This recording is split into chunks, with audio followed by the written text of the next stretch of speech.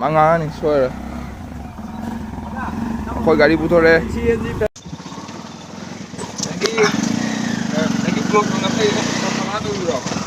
Jai jao. Musa nai.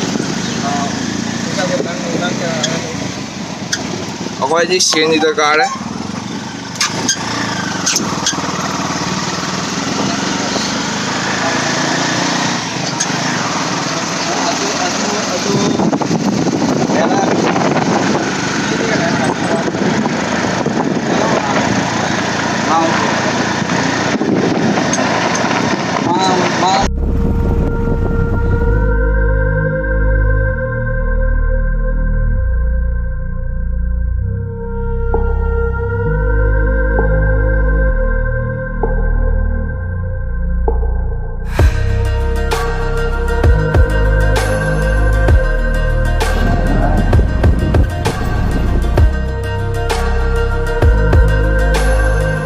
Hey guys, welcome to my another new vlog.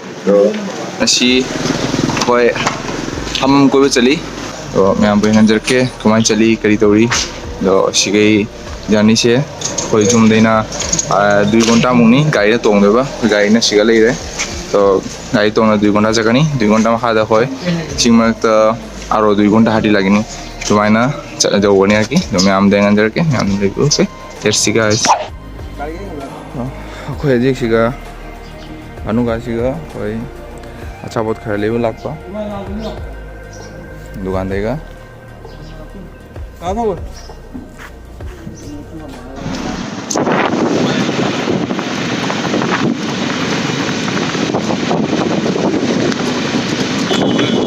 एक की नक्शा ले, कौन है नक्शा?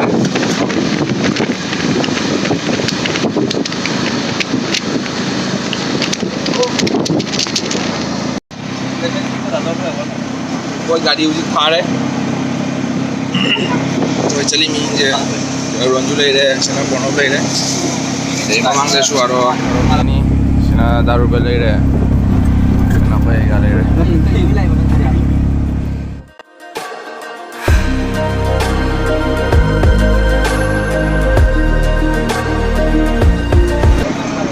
कोई उसी माधोपुर बागान ला ले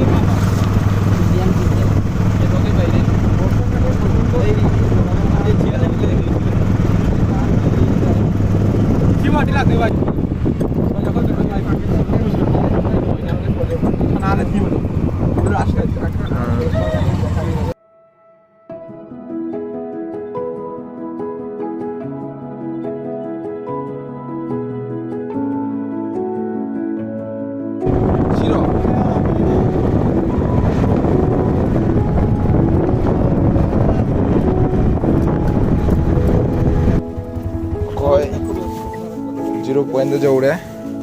Siki dia koi hatinya cat lagi dah ni ham.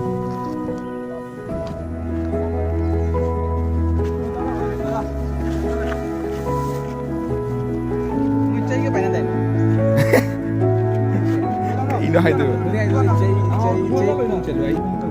시가 লাঠি জলি এখন কই 15 টাকা দিনটা এখন আরো লই আই আরো দূর যা যা সি লাঠি যে পৌঁছাতই নি দারবেল এই মালিক ko ji 0 point ni do shigei di hatin chatla gerani hamambak do am dum le view yang binasi ya do lambi da dum hanjar ke koi koi chali boli na do myam hamam che taram bajai do asi hom je ma india bora ma am dum le view aiga হ্যাঁ 0 kilometre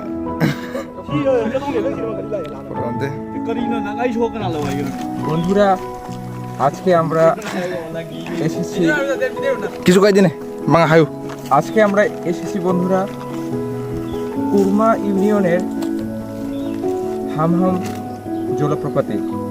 তো সেখানে রয়েছে আপনার প্রাকৃতিক সৌন্দর্যের অপরূপ সম্ভার এবং চারদিকে আপনি দেখতে পাবেন পাহাড়ি জনগোষ্ঠী এবং হচ্ছে বনাঞ্চল গাছপালা সবুজ।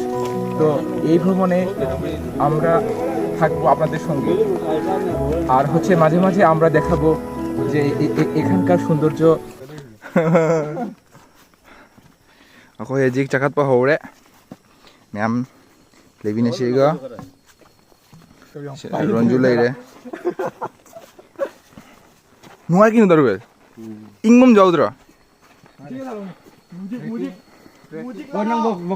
omje damna ingni ei chang nge loina jongolong deina jamna nungai phomje aji pung ani muk khoi hati ba lagini hati ra makha da khoi hamoi ba jhorna jolopropat banana haga tirona ye ba khangre myam comment hai biro tirona ke hai do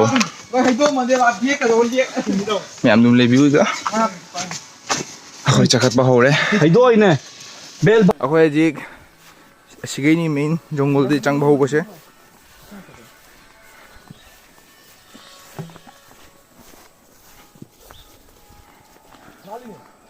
khoi ji change net ki bongso ba itre phajai ya meng view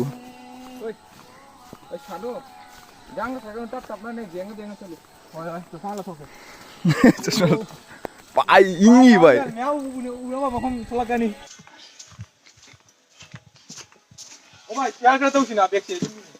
cây phải đấy vậy đấy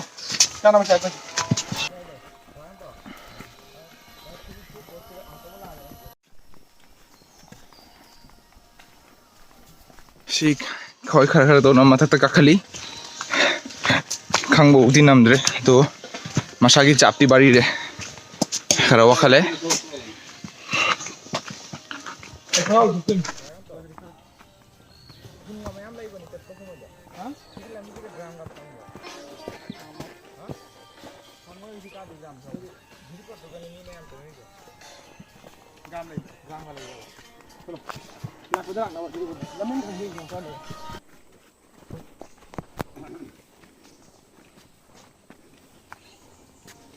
siga thong macam-macam yam lei wae antok na wae jang kata ni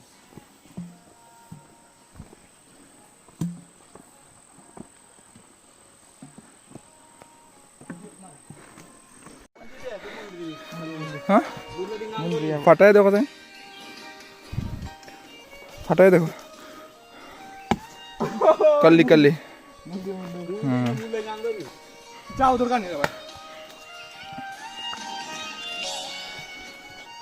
यानी मई मारेगा चलो चलो oolong अब olange ah जात्रे वो चलो ने चांदो बसना मुंडे चलो 가자. 문드리 할래 자르 오 수트 রাখাও ফটোগ্রাফি দে চারি 칠리. এটা হইছে না মুন্দ্রি যাও অটো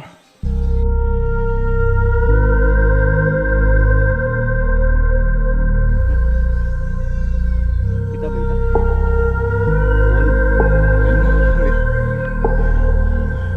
চলো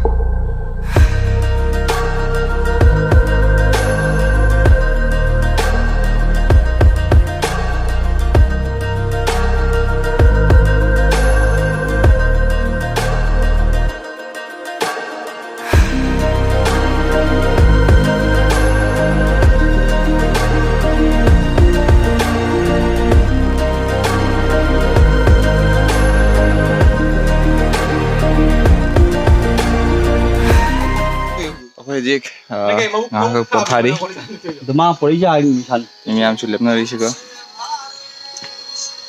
Ibu ubra. Ubra ibu. ekadi furit puro to kore Mabuk jango.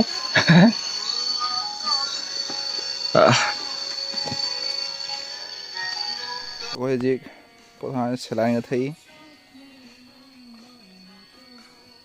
Abu sana. cà phê mình nặng lên nắp này là mày gì? Bây giờ u rồi thăm một xin để đồ thôi yêu cái nào pin không gì hay cứ chiếc bút chiếu cho lại ok.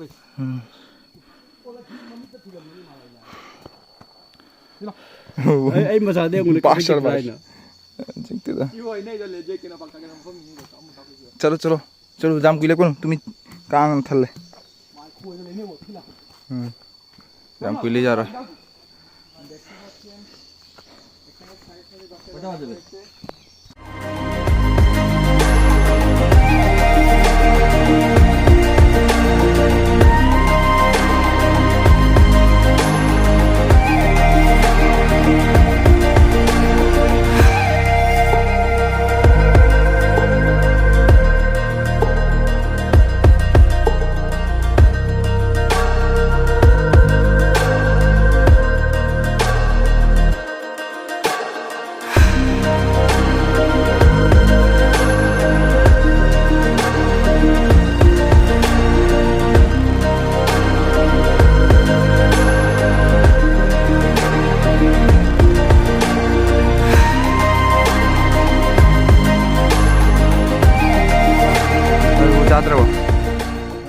Wow, bro.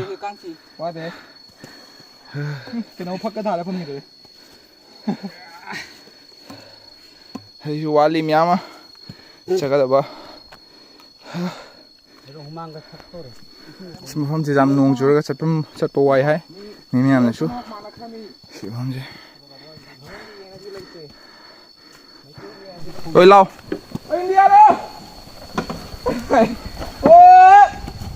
Rồi. Khoi. Siga pham na ngai.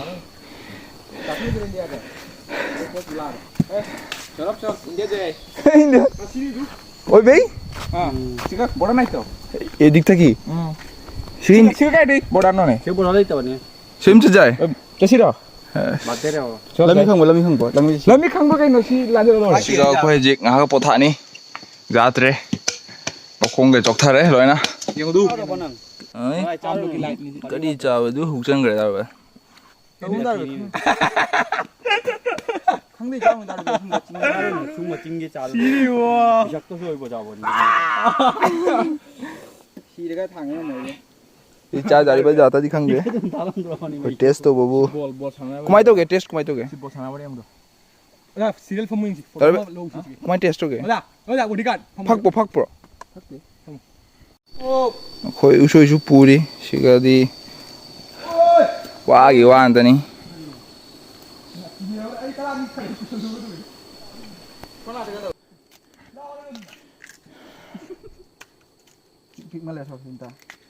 시 लोइरे हे कोई party खरा आ जा उठे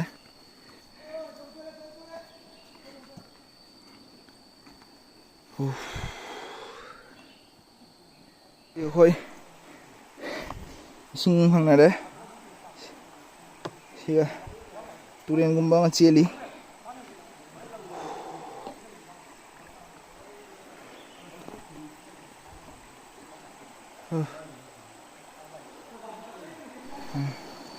ꯑꯁꯤ ꯃꯇꯥꯡꯁꯦ ꯌꯥꯝꯅ ꯈꯔ ꯔꯤꯛꯁ ꯑꯣꯏꯒꯜꯂꯤ ꯃꯊꯛꯇꯩ ꯒꯥꯔꯤ ꯃꯥꯟꯅꯁꯤ फजन रिक्स नहीं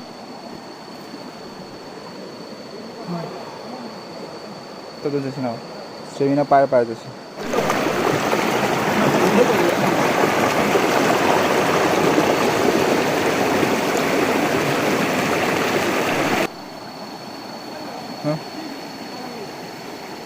कोई जी सिगा नाहक सिगा ला पोथा रे पोथा ना कोई अकमुक हाटी भाव रे अजी कुइद्रे ngang makha da khoi hamam झरना दो फंगानी म्याम लेबिउ कोई जी सिंग द चली खंदा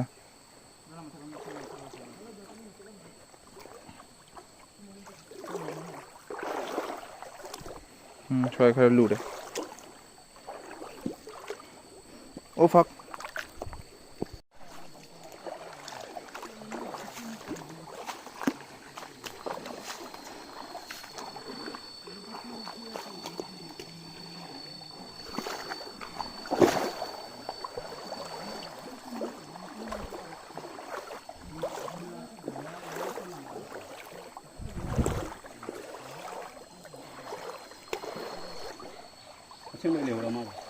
छोड़ मारो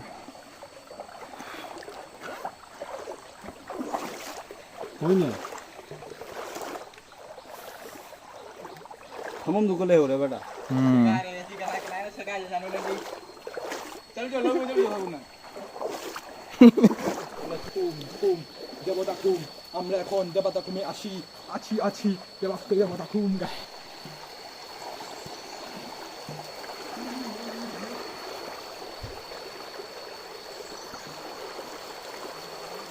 siga musi siga se sing lui se chatna bagi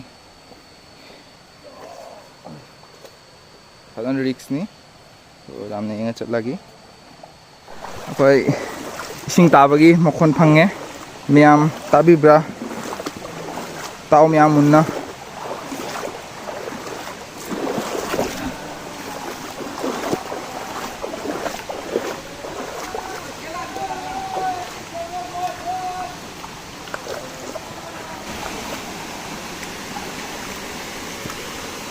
Oh my god, sejauh deh, hamam joloprapata. Wow, tadi, oh, sangkati view nih. Jadi ini kan nam lite. Ini ambu manak tu cila apa tu, uhan jarak ke. Okay, jadi manak tu jauh deh. Ini, kawan tengok, udah, wow.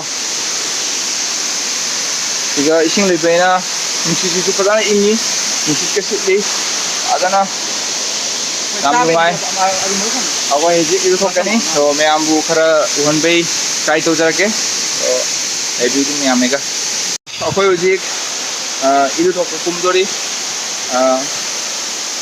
আমরা এখন গোসল করমু, সবাই দেখিও, আজকে কেউ নাই, আজকে জাম দে, তো দি Jika mi pana jam na lakpani mi aji nasi ne eat ni na koi ni mita lakpani adu ye kanam leite sada da mi amengu okay let's guys paji ko pasara ni paji singa lai oh my god juga ingmo dauri oh my god oh lagi nada ulah mai malai my god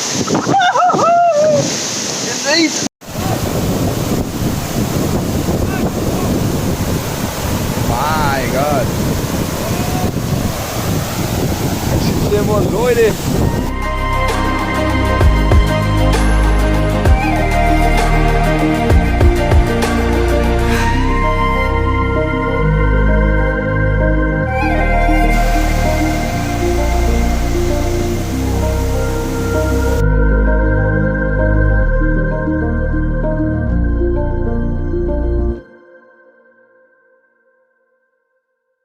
이루가 더 거이나 이제 거의 짜돌이 거의 아사포차 비리아니 뿌리 미안 거이나 저렇게 दारू बेगी हांगे दारू बेगी हाने सी दारू बेगी को पुरो को how bro এরকম শেরানি ভালো আছে খারাপ না তবে হাউ ব্রো দ্য রেটিং দাম হাউই ওকে এই গাড়ি হাংবাদা গাড়ি হাউব্রা হাংহালুছি This is নাই যে biryani. পড়তে আজ কই Ya bukan nama jatah dah. Ranju এংসি হাউলি হাউবাদা গাড়ি কোনা তো হাংগারে হাজি এই যে হাংআগে ম্যাম ꯂꯩꯕꯤꯔꯒ ꯑꯗꯨꯝ ꯃꯤ ꯀꯅꯥꯝ ꯂꯥꯛꯑꯝꯗꯦ ꯃꯤ ꯑꯩꯈꯣꯏ ꯂꯥꯛꯄ ꯁꯨꯝꯃꯣꯏꯗꯨꯒ ꯑꯩꯈꯣꯏꯅꯤ ꯐꯥꯔꯁט ꯑꯗꯨꯒ ꯍꯧꯖꯤꯛ ꯃꯤ ꯃꯌꯥꯝ ꯈꯔ ꯇꯧꯅ ꯑꯗꯨꯝ ꯃꯌꯥꯝ ꯂꯥꯝꯈꯠꯂꯦ ꯖꯥꯝꯈꯠꯂꯦ ꯌꯦꯡꯉꯨ ꯍꯧꯖꯤꯛ ꯑꯊꯥꯞ ꯑꯊꯥꯞꯄꯗꯁꯨ ꯃꯤꯁꯦ ꯂꯥꯛꯅꯔꯤ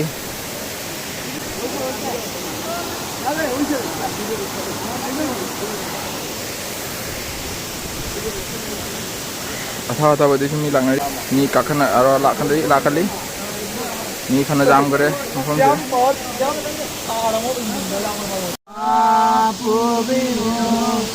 ꯇꯕꯥꯔ ꯆꯤꯝꯕꯥꯜꯒꯤ ꯃꯤꯅꯣꯛꯇ ꯊꯃꯣꯏꯁꯦ ꯄꯨꯕ ꯉꯝꯗꯦ ꯄꯥꯈꯪ ꯊꯃꯣꯏꯁꯦ ꯈꯥꯏꯔꯦ ꯃꯦꯡꯉꯦ ꯊꯝꯕꯧꯅꯤ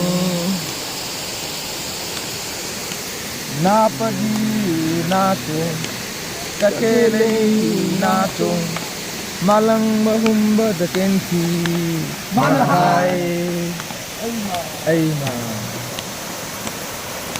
khut ta pai go tham tin maru masing si dunawastati mado ai di oi da ya de mado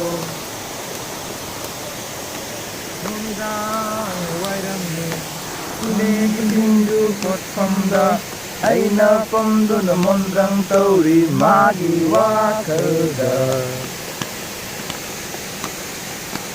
ineda aina hai ine aina re nungsi laina da re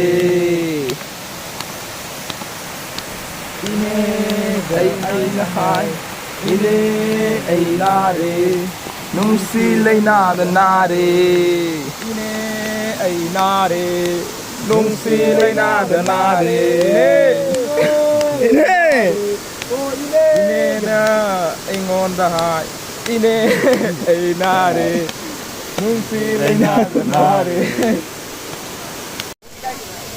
wow chom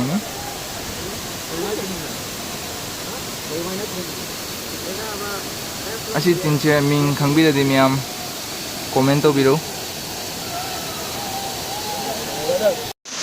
ꯃꯌꯥꯝ ꯑꯩꯈꯣꯏꯁꯦ ꯐꯅ ꯀꯨꯏ ꯂꯩꯔꯦ ꯍꯧꯖꯤꯛ ꯃꯇꯝꯁꯨ ꯐꯅ ꯌꯥꯝ ꯊꯦꯡꯖꯜꯂꯦ ꯑꯗꯣ ꯑꯩꯈꯣꯏ ꯍꯧꯖꯤꯛ ꯆꯠꯂꯒꯦ ꯇꯧꯔꯦ ꯃꯌꯥꯝꯗ ꯍꯟꯕꯒꯤꯗꯤ ꯚꯤꯗꯤꯑꯣꯁꯦ ꯎꯍꯟꯖꯔꯔꯣꯏꯒꯦ ꯐꯣꯟꯁꯨ ꯇꯧꯕꯁꯨ ꯌꯥꯝ ꯋꯥꯏ ꯁꯤꯒ ꯑꯗꯣ ꯃꯌꯥꯝ ꯚꯤꯗꯤꯑꯣꯁꯦ ꯑꯗꯨꯝ ꯂꯣꯏꯁꯟꯖꯔꯒꯦ ꯑꯗꯣ ꯃꯌꯥꯝ ꯑꯇꯣꯞꯄ ꯚꯤꯗꯤꯑꯣꯗ ꯎꯅꯔꯁꯤ ꯕꯥꯏ ꯕꯥꯏ ꯒꯥꯏꯁ see you